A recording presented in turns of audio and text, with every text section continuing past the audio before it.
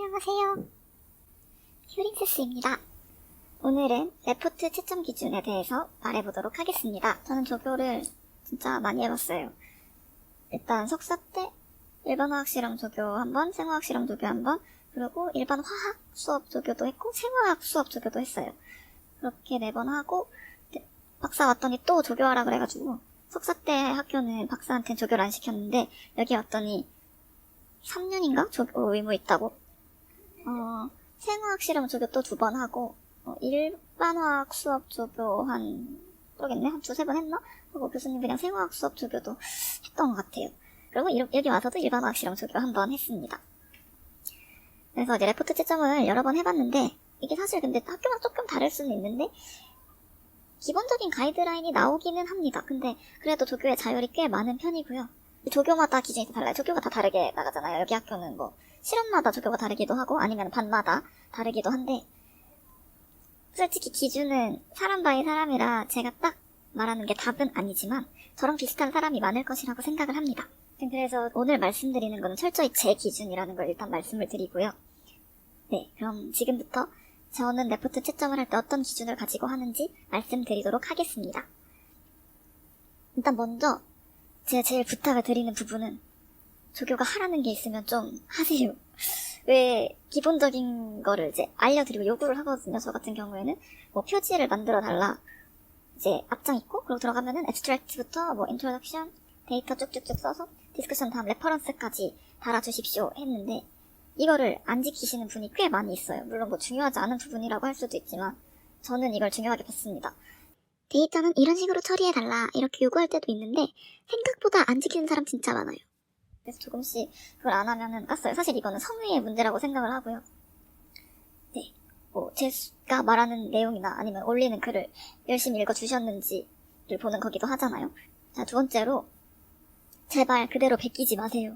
이게 뭐 우리가 뭐 90명, 100명, 1000명을 채점하는 게 아니라 실험반은 끽해야 한 10명에서 20명밖에 안 되잖아요. 그러면은 채점을 하다 보면 다 보입니다. 물론 여러분이 다 족보 있고 이런 거 알아요. 그리고 뭐 볼 수 있는 출처가 다 비슷비슷하기 때문에 비슷하게 인트로덕션 같은 경우에는 비슷하게 짜일 수가 있겠죠. 그거 다 이해를 합니다. 근데 토시 하나 안 틀리고 똑같이 쓰는 사람들이 있어요. 그리고 특히 뭐 데이터나 아니면 계산 이런 것까지 다 똑같이 하는 사람들이 있는데 그거는 불가능한 일이고 말이 안 되거든요. 저는 그게 보이면은 0점 처리했습니다. 최소한 그 문제 부분만이라도 0점 처리를 했거든요. 이게 전 이해를 하고 넘어가려고 했는데 나이가 들면 들수록 꼰대가 되는 건지 그걸 보고만 있을 수는 없더라고요.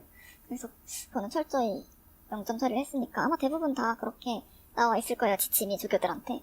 그러니까 제발 베끼지 마세요. 그냥 약간이라도 자기의 언어로 바꿔서 쓰시면 되니까 좀 주의해 주시고.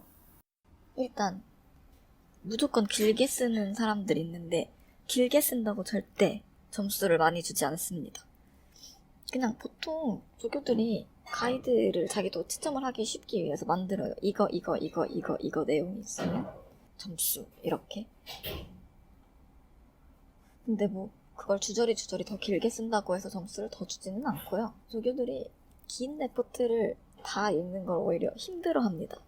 물론 그 성의는 볼 수 있죠. 근데 되게 기네, 이거 언제 다 읽지라는 생각이 먼저 들기 때문에 무조건 길 필요는 없다라는 거고, 물론 막 한 장 이렇게 쓰시면 절대 안 돼요. 저는 이것도 똑같이 성의의 문제가 아닐까 생각이 듭니다. 그래서 뭐 제가 필요하다고 생각하는 내용이 있으면 점수가 나가는 거니까. 그리고 이거는 조교마다 엄청나게 다를 거고 사실 이렇지 않은 조교가 더 많을 거라고 생각을 하는데 데이터에 되게 집착을 하시는 실험을 그래서 데이터 이상하다고 여러 번 다시 하고 이러는 학생들이 많은데 저는 개인적으로 데이터에 점수를 주지 않겠다라고 얘기를 하는데 그럼에도 불구하고 다들 오래 하시더라고요. 근데 아무튼 데이터는 저는 점수를 안 매기려고 합니다. 왜냐면 사실 대학원생들도 실험 실수 엄청 많이 하고요. 잘못 나오기도 해요. 근데 그거를 얘네는 지금 처음 딱 한 번 하는 건데 그거를 가지고 점수를 까는 건 너무 가혹하다고 생각을 하고, 이 실험 수업의 의의는 학생들이 화학 실험을 한번 해보는 것에 있다고 생각을 하거든요. 그래서 솔직히 다 기억도 안 나잖아요, 시간 지나면. 그래서 이런 실험을 해봤다, 이런 기구를 만진 기억이 나는 것 같다, 요 정도만 나와도 저는 성공한 거라고 보거든요. 그래서 데이터는 뭐 안 나올 수도 있지. 이거 까는 건 너무 나쁜 것 같아요, 저는. 그래서 다른 조교님들도 혹시 이 영상을 보신다면 안 깠으면 좋겠어요. 네, 그럼 이제 구체적으로 조금 들어가면 레포트 쓰는 방법에 대해서 조금 얘기를 드리자면 일단 구성 다 맞추라고 아까 한 거 그대로 맞추시고 그걸대로 따라가 볼게요.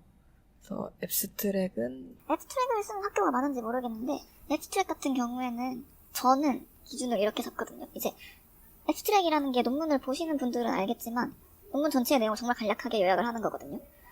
그래서 처음 시작에서는 이 실험은 이러이러한 의미가 있는 실험이다. 그래서 내용이 이러이러했고 그 이후에 결과가 이렇게 나왔다. 그래서 이 결과에 따르면 이러이러한 분석을 할 수 있어서 이런 결론을 내릴 수 있다. 까지 써주는 거를 좋아하거든요. 그래서 앱스트랙을 한 5점 매기면 그걸 다 1점, 1점, 1점, 1점씩 해서 저는 점수를 줬습니다.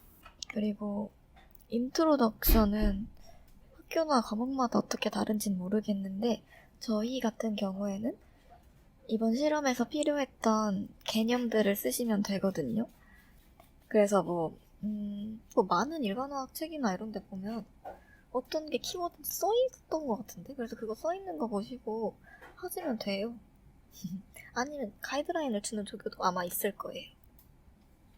캐틀레이즈의 반응 속도에 대한 걸 했으면 일단 반응 속도론에 대한 실험이니까 반응 속도론의 기본에 대한 거는 들어가야죠. 효소가 뭔지, 캐틀리스트랑 어떻게 다른지 얘기를 할 거고, 뭐 캐틀레이즈라는 단백질을 오늘 쓰니까 캐틀레이즈란 단백질이 뭔지를 조사를 할 수 있겠죠. 미카엘리스 멘텐 식이나 그런 게 들어가야 되고, KMVMAX 이런 거는 당연히 무슨 의미를 짓는지 이런 걸 알아야 될 거고, 그래프 상에서 그래프도 하나 넣고 뭐 어떻게 생긴다라는 거고, 뭐 라인 오브 벡터까지 그려서 그거는 어떤 식인지, 이건 어떻게 변환이 돼서 되는 건지 이런 걸 쓸 수 있겠죠? 이런 내용들을 자기가 생각해서 쓸 수 있는 걸 쓰시면 돼요. 그렇게 해서 중요한 내용들이 들어가면 돼요. 그리고 프로토콜 같은 경우에는 매년 달라질 수 있거든요. 옛날 거 그대로 썼다. 이러면 우리가 생각할 때는 이 사람 베낀 거다라고 생각할 수밖에 없거든요. 아니면 성의가 없거나 집중을 안 한 거지.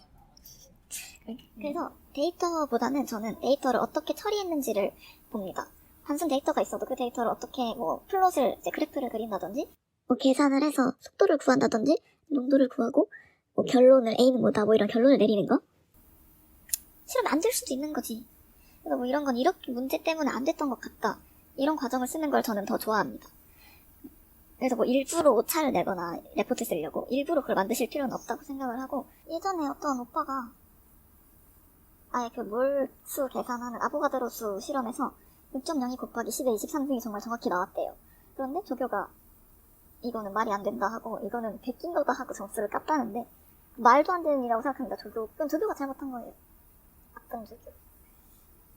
틀렸을 때 그렇게 분석을 한 사람들에게는 다 점수가 더 나가니까 그런 거는 걱정 안 하셨으면 좋겠어요. 물론 조교에 따라 다르지만 데이터를 저는 이제 뭐 그래프 나타내거나 했을 때 좀 중요하게 보는 게 하나 있는데 축 이름 쓰는 거. 이거는 축을 안 쓰면 전혀 의미가 없는 그래프가 됩니다. 축 쓰고 단위를 쓰는 거 굉장히 중요하고요. 그리고 그림을 붙였으면 이거는 점수를 뭐 안 매길 때도 많은데 그림 1, 뭐 테이블 1 해서 거기에 이름 다는 거 있잖아요. 그게 모든 논문이나 모든 책에 다 그렇게 돼 있으니까 그렇게 하는 거를 원칙으로 저는 생각을 하고 있습니다. 이제 뭐 계산값이나 그런 것들을 데이터 앤 리저트에서 보통 쓰실 거예요. 그걸 통해서 나온 결론이라는 게 또 있을 거잖아요. B의 반응 속도는 이것이다 라든지 이 불꽃 반응을 봤을 때 이 금속은 뭐 나트륨으로 수정된다 이런 식의 내용을 쓸 수 있겠죠. 디스커션으로 가면은 저 같은 경우에는 풀스토리를 씁니다. 시작은 이번 실험은 뭐 이러이러한 실험이었는데 이 결과가 나올 수 있는 실험의 원리에 대해서 쓰는 거를 저는 좀 좋아해요. 그래서 이 실험은 이런 원리를 기반으로 이렇게 이루어졌고 그걸 통해서 이것과 이것이 반응해서 이런 결과가 나왔는데 이 결과는 뭐를 의미한다. 이런 식으로 쓰시면 돼요. 이렇게 쓰시면 되고, 사실 기본만 해도 레포트는 엄청 점수 많이 나가거든요. 그리고 뭐 사실 보통 1학점 막 이러잖아요. 일반어학 실험 이런 거는 너무 막 집착하지 마세요. 어차피 실험이 힘들잖아요. 실험도 해야 되고 레포트도 써야 되고. 근데 좋은 기억으로 남았으면 좋겠습니다. 그냥 조교의 입장에서는 너무 무성의한 걸 보면 좀 섭섭합니다. 그러니까 조금 성의만 보여주셨으면 좋겠어요. 그리고 실험은 사실 안전이 제일 중요해요. 뭐 1학점짜리 잘 받으려다가 어떤 사람은 각막이 탔대요. 그런 사람도 있고 막 손가락 부러지는 사람도 있고. 그러니까 조심해주는 게 제일 중요합니다. 그래서 오늘은 제가 레포트 채점을 어떻게 하는지에 대해서 말씀드렸습니다. 참고해서 뭐 레포트 잘 쓰셨으면 좋겠고 재미있게 이런 실험 해봤다라고 생각했으면 좋겠어요.